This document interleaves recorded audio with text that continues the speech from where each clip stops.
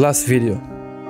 আজকের ভিডিওতে মূলত স্পেসটাকে আমি ডকুমেন্ট করে রাখতে চাই, বিকজ যেহেতু এটা শেষ ভিডিও, হয়তো এই স্মৃতিগুলো আর থাকবে না। সো এই পর্যায়ে এসে আমার যেভাবে কাজ করতাম সেই জিনিসগুলোকে একটু ডকুমেন্ট করে রাখবো। এবং অনেকেই আগ্রহী ছিলেন আমি এই রুমে কীভাবে কাজ করি, কীভাবে আমার লাইটটাকে সেট আপ করি, কীভাবে আমার ক্যামেরাটাকে আমি সেট আপ করি ইত্যাদি বিষয় জানার।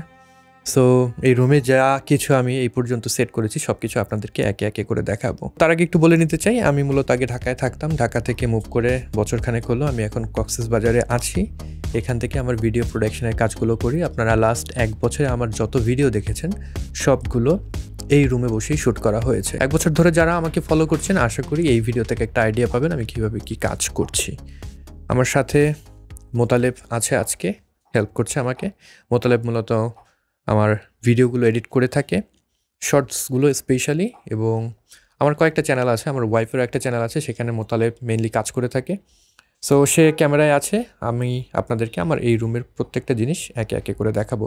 আমি যদি একটু শুরু করি এই দিক থেকে, এটা হলো মেইন দরজা। এখান থেকে প্রবেশ করলে পরে এই রুমে আমরা চলে আসি। আমি যদি একটু লাইটটাকে এখানে জ্বালিয়ে দিই তাহলে ভালো বুঝতে পারবেন। সো এখানে ইন্টারেস্টিং একটা বিষয় আছে, এখানে কিন্তু আমাদের সুইচ বোর্ড আছে, যেটা একটা ফ্রেম দিয়ে আমি এভাবে ঢেকে রেখেছি ভিডিও করার সময়, যাতে করে সুইচ বোর্ডগুলো না দেখা যায়, দেখতে ভালো লাগে না, তাই না? তারপরে দরজার এখানে আমি অ্যাকুস্টিক ফোম দিয়েছিলাম, এবং এই ফোমটা কিন্তু ভালো মানের ফোম। সব অ্যাকুস্টিক ফোম সেমভাবে কাজ করে না। আমার উপরে আছে অ্যাকুস্টিক ফোম, এগুলো কিন্তু আবার অত ভালো মানের না। এগুলো আমি ফেসবুক পেজ থেকে কিনেছিলাম। এগুলোর ডেন্সিটি খুবই কম, এই কারণে কিন্তু এইটা যেরকম রেজাল্ট দেয় সেরকম রেজাল্ট দেয় না। উপরে ফোমের ভিতরে একটা ফোম আছে আমার এই সেম ক্যাটাগরির, আর 2টা ফোম আছে একদম কম দামি যেটা, সেটা। এটার প্রাইস একটু বেশি হলে এই ফোমের ডেন্সিটিটা অনেক বেশি, যার কারণে ইকোগুলোকে খুব ভালোভাবে কাট আউট করতে পারে। কিছু ফটো ফ্রেম আছে এখানে, এবং এটা একটা অ্যাকোস্টিক প্যানেল। অডিও যখন আমরা রেকর্ড করি, আমাদের অডিওটার রিফ্লেকশন যাতে কম হয় এই কারণে ব্যবহার করা হয়। এখানে সোফা কাম বেড আছে একটা। মাঝে মাঝে অনেক ভিডিওতে দেখবেন আমি এই সোফায় বসে ভিডিও করে থাকি। এইটাকে সোফা কাম বেড হিসেবে রাখার কারণ হলো, অনেক সময় বাসায় যখন লোকজন বেশি হয়ে থাকে খুব ইজিলি কিন্তু এটাকে বেডে কনভার্ট করা যায়, সো এই রুমে থাকাও যায়। এই কারণে সোফা কাম বেড এখানে রাখা হয়েছে। তার ঠিক পাশেই যদি একটু দেখাই, মোতালেব একটু কাছ থেকে যদি দেখাও, যেহেতু আমরা দুইজনে কাজ করি, আমাদের ভিডিও ফাইলগুলো ব্যাক অ্যান্ড ফোর্থ আসলে দেখতে হয়। আমি মোতালেবকে দিলাম, সে কাজ করলো প্রজেক্টে, দিন আবার আমি আমার কম্পিউটার ওপেন করলাম। এই কারণে ন্যাস ব্যবহার করা হয়। 2টা ন্যাস আমি ব্যবহার করি। একটা হলো সোনোলজির ন্যাস, এটা হলো সোনোলজির 1522+ 5 একটা ন্যাস, এবং এটা 10 GB-র যে ইথারনেট পোর্ট সেটা আছে। সো খুব হাই স্পিডে ডাটা ট্রান্সফার করতে পারে। যদিও আমাদের বাসার কম্পিউটার এখন পর্যন্ত 10 GB কানেকশন অ্যাকসেপ্ট করতে ক্যাপেবল না। সো সেই আপডেটের কথা আমরা পরে বলবো। এরপর আরেকটা ন্যাস আছে, এটার চেয়েও আরও বেশি স্পিড দিতে পারে। এটা হলো টেরামাস্টারের একটা ন্যাস, এটা SSD ন্যাস। 8টা SSD এখানে লাগানো যায়। কারেন্টলি এখানে একটা SSD লাগানো আছে 4 টেরাবাইটের। যেটা করি, সোনোলজির কিছু কিছু ফাইল আছে যে ফাইলগুলো আমার একদম খুবই ইম্পর্টেন্ট। যদি কোনো কারণে সোনোলজির ন্যাসটা ফেল করে, ওই ফাইলগুলো আমার অবশ্যই দরকার। এই কারণে সেই ফাইলগুলোকে আমি আবার অ্যাগেন ব্যাকআপ নিয়ে থাকি আমার টেরামাস্টার যে ন্যাস আছে সেটাতে। এটার পাশেই একটা সুইচ আছে। এই সুইচটা হলো 2.5 GB সুইচ। সো এই যে সোনোলজি আছে সব কিছু এই সুইচের সাথে কানেক্টেড, এবং আমাদের কম্পিউটারগুলো সুইচের সাথে কানেক্টেড। আমরা 10 GB এখনও করতে পারিনি আমাদের নেটওয়ার্ক, আমরা 2.5 GB-তে আছি।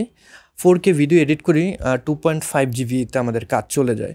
মূলত কম্পিউটারে আমাদের যেটা হয়েছে, আমার যে উইন্ডোজ পিসি সেটায় 2.5 GB যে ইথারনেট পোর্ট সেটা আছে মাদারবোর্ডে, বাট আমার ম্যাকে সেই পোর্টটা ছিল না। এই কারণে আমি এডিশনাল একটা অ্যাডাপ্টার কিনেছিলাম 2 GB, যেটা দিয়ে এই ন্যাস থেকে হাই স্পিডে আমি ডাটা আমার কম্পিউটারে নিতে পারি। এখন যেটা হয়, এই ন্যাস থাকার কারণে একই প্রজেক্টে আমরা একই সাথে কাজ করতে পারি, মানে একই ক্লিপ নিয়ে আমাদের কোনো ধরনের ল্যাগিং হয় না because of that speed. So এই ন্যাস নিয়ে আমি খুব শীঘ্রই 2টা থেকে 3টা ভিডিও আলাদা করে বানাবো। আশা করি সেখান থেকে আপনারা আরও ডিটেল ইনফরমেশন পাবেন। এটা হলো মোতালেবের ডেস্ক, এখানে বসে সে কাজ করে, 2টা মনিটর ইউজ করে, হেডফোনস ইউজ করে, খুব সুন্দরভাবে সে সাজিয়ে রেখেছে। যেহেতু আজকে আমরা স্টুডিওর একটা ডকুমেন্টেশন করতেছি। পেছনে একটা ক্লাটার আছে, আমি ওটা দেখালাম না। এখানে আমাদের যত লাইট স্ট্যান্ড, ট্রাইপড, দেন যে প্রোডাক্টগুলো আমরা রিভিউ করি সেই বক্স সব কিছু ওখানে আমরা প্রিজার্ভ করি। এখানে কার্টেন লাগানো আছে এবং কার্টেনের পেছনে যদি একটু দেখাই, অনেকেই তো মনে করেন যে জেমস ভাই ভিডিও কেন দেন না, আপনি বাসায় বসে করেন কি? আমি যদি একটু আপনাদেরকে দেখাই তাহলে ভালো আইডিয়া পাবেন।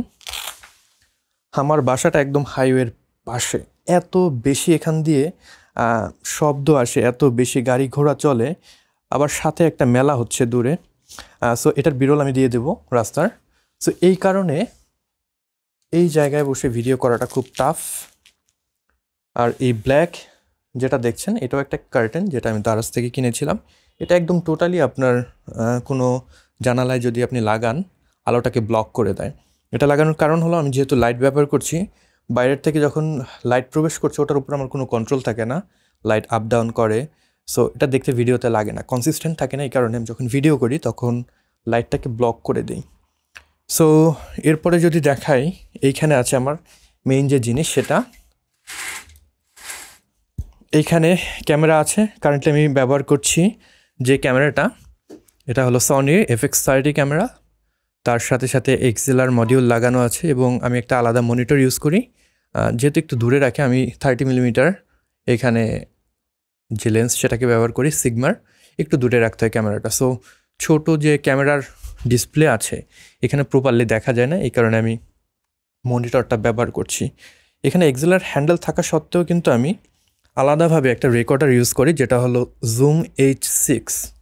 ক্যামেরার যে প্রিয়াম্প রয়েছে সেটার চেয়ে এই জুমের প্রিয়াম্পটা আর একটু বেটার, এই কারণে আমি এখানে রেকর্ড করি। মূলত এইখানে আমার মেইন ট্র্যাকটা রেকর্ড হচ্ছে এবং এই অডিও ফিডটাকে আমি অ্যাগেন ক্যামেরাতে সেন্ড করছি। সো ক্যামেরাতে অডিও থাকছে, এখানেও রেকর্ড থাকছে। আগে একটা ঝামেলায় পড়তাম, মাঝে মাঝে দেখা যেত যে আমি ভিডিও করে ফেলেছি, আমার অডিও রেকর্ডারে আমি রেকর্ডিং প্রেস করি নাই। সো ভিডিওর পরে দেখা গেল অডিও নাই। এই কারণে আমি যে রেকর্ডারে অডিওটা রেকর্ড করছি এটার ব্যাকআপ ক্যামেরাতে অ্যাগেন সেন্ড করছি। আর এইখানে আমাদের ক্যামেরা রাখার জন্য ড্রাই ক্যাবিনেট আছে। এটা হলো অ্যানবনের একটা ড্রাই ক্যাবিনেট। এখানে 3টা সেকশন আছে, নিচে ক্যামেরা রাখা যায়, লেন্স রাখি এবং টুকটাক যে জিনিসগুলো খুবই সেন্সিটিভ, যেরকম ক্যামেরার ফিল্টার আমি বাইরে রেখে দেখেছি অনেক সময় ফিল্টারগুলোর ভিতরে একটা কীরকম ক্লাউডি একটা স্তর পড়ে যায়, ভিডিওটা তখন ঠিকঠাক আসে না। এই কারণে আমি এখন থেকে আমার যে ফিল্টার আছে সেগুলোকেও এটার ভিতরে রাখি। আর এই জায়গায় আমি যেখানে থাকি, এই জায়গায় যে পরিমাণ হিউমিডিটি, এটা যদি আমি কিছুক্ষণ খোলা রাখি এখানে 70-75%-এর উপরে চলে যাবে। সো এই বেশি হিউমিডিটি থাকার কারণে অবশ্যই আমার সব কিছু কাজ শেষে এটার ভিতরে স্টোর করার দরকার হয়, না হলে কিছুদিনের ভিতরে দেখা যাবে লেন্স ক্যামেরা সব শেষ, ফাঙ্গাস ট্যাঙ্গাস পড়ে। আমি গিম্বেল খুব কম ইউজ করি ইদানিং, ক্যামেরা হ্যান্ডহেল্ডভাবেই ইউজ করা হয় বেশি। সাথে এখন যেটা দেখছেন পকেট 3 ব্যবহার করছি। সো গিম্বেল আছে আমার DJI RS3 মিনি, এটাকে মাঝে মাঝে ব্যবহার করা হয়। তার পাশে আর একটা ছোটো টেবিল আছে, PC আছে, নিচে কিছু বক্স আছে। এটা হলো আমার পকেট 3-র যে স্টোরেজ বক্স, সেটা। মনিটর এখানে 2টা আছে, 2টা মনিটরই আমার কম্পিউটারের LG-র। এটা হলো খুবই কমন একটা মনিটর, 22 ইঞ্চির MKE 622 সামথিং লাইক দ্যাট। আর এটা হলো LG-রই আর একটা মনিটর, এটা হলো আর্গো মনিটর 4K একটা মনিটর। সো এটার অনেক ফিচার আছে, বেশ কালার অ্যাকুরেট একটা মনিটর। যেহেতু ভিডিও এডিটিং নিয়ে কাজ করি আর আমি টিউটোরিয়াল অনেক বানাই, সো আমার একটা মনিটর দরকার ছিল যেটা 16:9 অ্যাসপেক্ট রেশিও, তার সাথে সাথে কালার অ্যাকুরেট এবং তার সাথে সাথে Type-C সাপোর্ট করে। সো এখান থেকে আমি Type-C-তে ম্যাকের সাথে কানেক্ট করতে পারি, উইন্ডোজের সাথে যখন কানেক্ট হচ্ছে এটা HDMI দিয়ে কানেক্ট করেছি। সো বেশ ভালো একটা এক্সপিরিয়েন্স এখান থেকে আমি সোফার পেয়েছি। আর এইটার সব থেকে আমার ভালো লাগে হলো যে আর্মটা আসছে সাথে ডেস্কে, এই আর্মের কারণে মানে লুকটাই চেঞ্জ হয়ে যায়, এই কারণে মূলত এই মনিটরটা আমার চুজ করা। স্কারলেটের 2x2 অডিও ইন্টারফেস আছে, যখন ভয়েস ওভার দেওয়ার দরকার হয় কোনো ভিডিওতে ভয়েস ওভার দিই। আর হলো এখানে অডিওর মনিটর ইউজ করি, আমি হেডফোন ইউজ করি না, আগে হেডফোন ইউজ করতাম আমার অডিও মনিটরিংয়ের জন্য, বর্তমানে আমি স্পিকার মনিটর ব্যবহার করি। আমার এখানে আইপ্যাড, দেন মেকানিক্যাল একটা কিবোর্ড যেটা AK রয়্যাল। এই কিবোর্ডটা আমি একদমই সাজেস্ট করব না, আমার ব্যবহার করার মনে হয় 1.5-2 মাসের ভিতরে এটার ব্যাটারি একদম ড্যামেজ হয়ে গিয়েছে। এখন আমার মানে টোটালি এই কেবল দিয়ে কানেক্ট করে ব্যবহার করতে হয়। Then AirPod, mouse MX master 3S ব্যবহার করছি, ফোন, আর এটা হলো আমার ক্যামেরার রিমোট। সো এখন যে ক্যামেরায় দেখছেন আমাকে, আমি চাইলে কিন্তু এই রিমোট দিয়ে স্টপ করতে পারবো। অ্যাগেইন আমার যে ভিডিও সেটাকে এখান থেকে স্টার্ট করতে পারবো। দূর থেকে রেকর্ড করার জন্য খুবই জোস একটা জিনিস। লাইট স্ট্যান্ড, আমি নর্মাল লাইট স্ট্যান্ড ব্যবহার করা বন্ধ করেছি সি স্ট্যান্ড ব্যবহার করার পরে। সো যদি বাজেট থাকে আমি অবশ্যই আপনাদেরকে রিকমেন্ড করবো সি স্ট্যান্ড ব্যবহার করার জন্য। সো লাইটের বিষয় যদি বলি, এইখানে আমার গডক্সের 100 ওয়াটের একটা লাইট ব্যবহার করছি, 100D, সাথে 85 সেন্টিমিটারের সফট বক্স গ্রিড ইউজ করি আমি। এইখানে একটা LED লাইট আমি ব্যবহার করি, এটা হলো আমার ফিল লাইট হিসেবে কাজ করে, জাস্ট ওয়ালে থ্রো করে এই সাইডটা আমার যাতে একটু ফিল হয়ে যায়। আর উপরে যদি দেখেন, উপরে কোলবারের একটা লাইট, সাথে ওখানে স্নট লাগানো আছে। পিছনে যে জানালার আপনারা শ্যাডোটা দেখতে পাচ্ছেন, ওই লাইটটা থেকে আসছে। মাঝে মাঝে আমি হেয়ার লাইট ব্যবহার করি, তখন এডিশনাল একটা স্ট্যান্ড ব্যবহার করতে হয়। সো আজকের ভিডিওতে আমি হেয়ার লাইট ব্যবহার করছি না। আর টেবিল, এটা গ্রিড ফার্নিচারের একটা টেবিল, চেয়ার, গ্রিডের চেয়ার, সব কিছুর লিঙ্ক আমি ডেসক্রিপশনে দিয়ে রাখবো, যেগুলো আমি পাবো। আপনারা যদি কেউ কোনোটা ইন্টারেস্টেড হন সেটাকে চেক করতে পারেন। সোফার কথা বলছিলাম, সোফাটা হলো রিগালের সোফা, রিগাল থেকে আপনারা কিনতে পারবেন। এটা হলো একটা ফেক প্ল্যান্ট, এইটা আমি একটা ফেসবুক পেজ থেকে কিনেছিলাম। আই এম নট শিওর আমি ওই লিঙ্কটা পাবো কি না, যদি পেয়ে যাই দিয়ে দেব।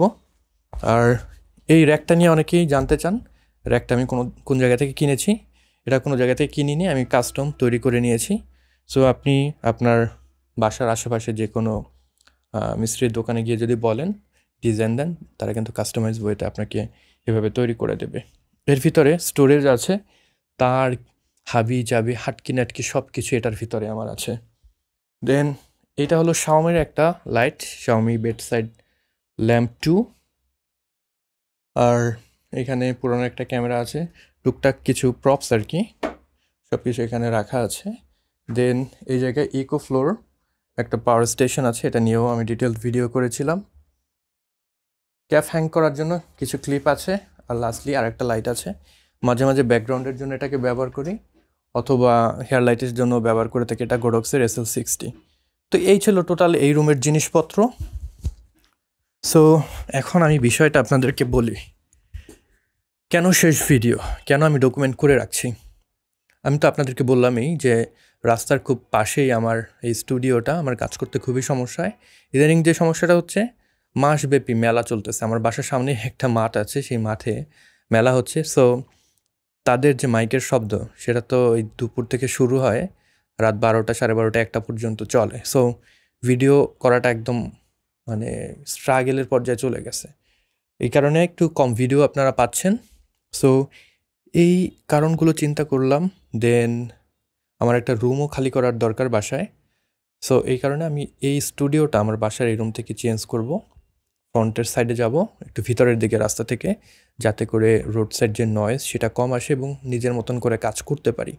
সো এই কারণে চিন্তা করলাম এত কিছু এখানে টুকটাক করে আমি সাজিয়েছি, সেই জিনিসগুলো একটু ডকুমেন্ট করে রাখি। হয়তো ইন ফিউচারে দেখতে পারবো এখানে যখন কাজ করেছিলাম জিনিসগুলো কেমন ছিল। আবার অনেকেই আছেন আপনারা হয়তো এখান থেকে কিছু জিনিস দেখে সেগুলোকে ইমপ্লিমেন্ট করতে পারবেন। তো এই ছিল আজকের ভিডিও, আর কথা বাড়াবো না। সবাই ভালো থাকবেন, সুস্থ থাকবেন। পরবর্তী কোনো ভিডিওতে নতুন কোনো বিষয় নিয়ে আবার দেখা হচ্ছে। Until then, good by.